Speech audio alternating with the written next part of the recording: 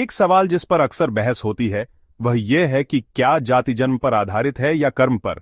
अगर क्षत्रिय कर्म से योद्धा हैं और ब्राह्मण स्कॉलर्स, तो क्या जाति व्यवस्था कर्म आधारित व्यवस्था नहीं है? इसके अलावा यदि ऐसा है तो क्या आईएएस अधिकारी एक जाति है या डॉक्टर एक जाति है? तो इसका जवाब है नहीं। न तो क्षत्रिय योद्धा हैं, न ब्राह्मण विद्वान हैं, न वैश्य व्यापारी हैं और न ही शूद्र पालन पोषण करने वाले हैं। जो काम वे करते थे वो कभी उनकी डिफाइनिंग कैरेक्टरिस्टिक नहीं थी।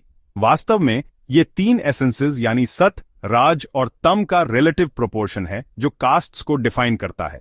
त्रिगुण तीन गुण मन के अभिन्न अंग हैं, सत्व, रज और तम। इन्हें मानस दोष या मानसिक संरचना भी कहा जाता है। तमस वह निष्क्रिय अवस्था है जो सबसे नीचे है।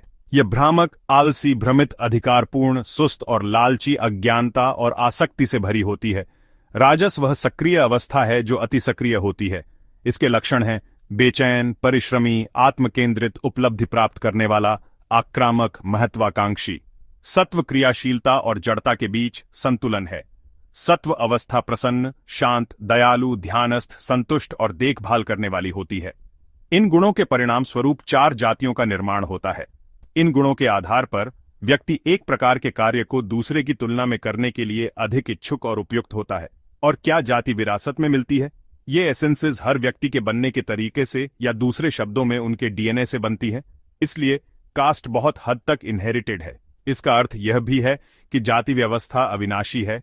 आप इसका नाम बदल सकते हैं, आप इसे अनदेखा कर सकते हैं, लेकिन जीवन को नष्ट किए बिना आप इसे समाप्त नहीं कर सकते।